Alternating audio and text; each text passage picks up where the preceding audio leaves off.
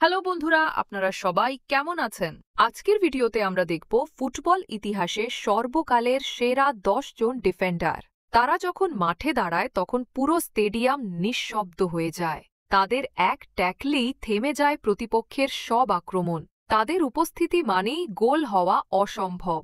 তাদের রক্ষণের দক্ষতা, নেতৃত্ব আর লড়াইয়ের মনোভাব দিয়ে ফুটবল ইতিহাসে নিজেদের নাম স্বর্ণাক্ষরে লিখে রেখেছেন এই 10 জন ডিফেন্ডার। তাহলে চলুন দেখে নেই ফুটবল ইতিহাসের ভয়ঙ্কর 10 জন ডিফেন্ডার।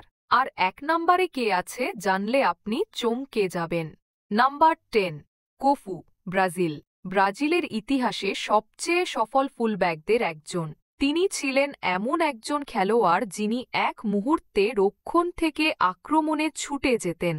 অবিশ্বাস্য গতি, স্ট্যামিনা আর ট্যাকটিক্যাল বুদ্ধিমত্তা তাকে আলাদা করেছে সবার থেকে।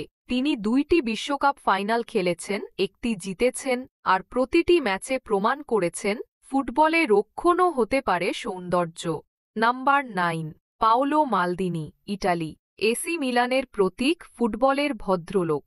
25 বছরের দীর্ঘ ক্যারিয়ারে তিনি কখনও রেড কার্ড পাননি। এটাই প্রমাণ করে কতটা পরিপূর্ণ ও নিখুঁত ডিফেন্ডার ছিলেন তিনি। তার খেলার স্টাইল ছিল শান্ত, পরিকল্পিত ও মার্জিত। মালদিনি শিখিয়েছেন ডিফেন্স মানে শুধু বল ক্লিয়ার নয়, এটা এক ধরনের শিল্প। Number 8, Carlos Puyol, Spain. বার্সেলোনার সোনালি যুগের সেই অনন্য ক্যাপ্টেন। চুল উড়তে উড়তে যখন তিনি বলের জন্য ঝাঁপিয়ে পড়তেন, মনে হতো একজন সৈনিক দেশের জন্য যেভাবে যুদ্ধ করে, পুয়োলও তেমনি লড়তেন দলের জন্য। তার নেতৃত্বে স্পেন ও বার্সেলোনা দুটো দলই জিতেছে সব বড় শিরোপা, বিশ্বকাপ, ইউরো, চ্যাম্পিয়ন্স লিগ, যা ইচ্ছা তাই। Number 7, Virgil van Dijk, Netherlands. আধুনিক যুগের রক্ষণের প্রতীক। লিভারপুলে আসার পর তিনি দলের ডিফেন্সকে এমনভাবে গুছিয়ে তুলেছেন যে দলটি 30 বছর পর প্রিমিয়ার লিগ জেতে। তার দেহের শক্তি, বলোক্তি, বল সেন্স আর শান্ত মস্তিষ্ক তাকে বানিয়েছে কমপ্লিট ডিফেন্ডার। স্ট্রাইকাররা তার সামনে এলে যেন দেয়ালে ধাক্কা খায়। Number 6, Thiago Silva, Brazil.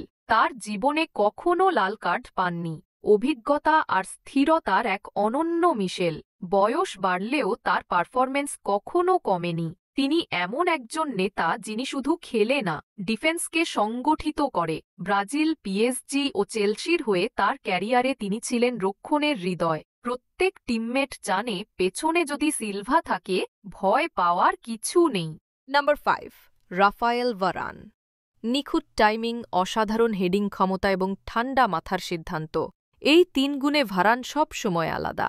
Real মাদ্রিদের হয়ে তিনি 4টি চ্যাম্পিয়ন্স লিগ ও ফ্রান্সের হয়ে 1 বিশ্বকাপ জিতেছেন। তার খেলার ধরন এমন, কখনো চিৎকার করেন না কিন্তু সবকিছু নিয়ন্ত্রণে রাখেন। তিনি নিঃশব্দ যোদ্ধা কিন্তু প্রভাবশালী। নাম্বার 4, ক্রিশ্চিয়ান রোমেরো, আর্জেন্টিনার রক্ষণের আসল স্তম্ভ। তার ট্যাকলিং এতটাই আগ্রাসী ও নিখুঁত যে প্রতিপক্ষের সেরা ফরোয়ার্ডরাও ভয় পায়।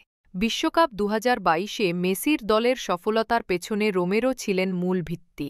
তিনি প্রমাণ করেছেন আক্রমণ জেতায় ম্যাচ, কিন্তু রক্ষা জেতায় ট্রফি। Number 3, Casemiro.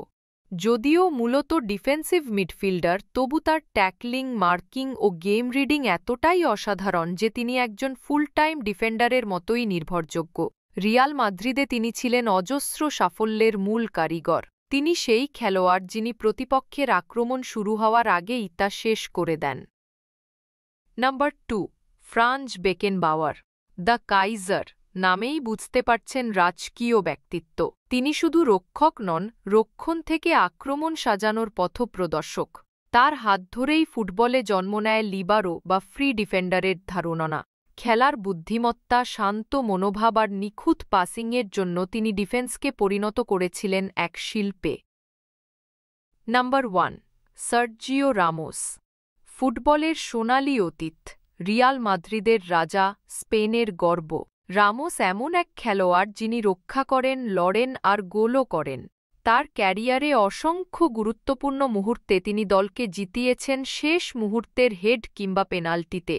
আগ্রাসন, আত্মবিশ্বাস আর নেতৃত্বে তিনি অনন্য। রামোস প্রমাণ করেছেন একজন ডিফেন্ডার হয়েও হতে পারে দলের হিরো। এই ছিল ফুটবল ইতিহাসের সর্বকালের সেরা 10 জন ডিফেন্ডার। তাদের কেউ ছিলেন দেয়াল, কেউ ছিলেন নেতা, কেউ আবার ছিলেন দলের আত্মা। তুমি কাকে মনে করো ইতিহাসের সেরা ডিফেন্ডার? নিচে কমেন্টে লিখে জানাও।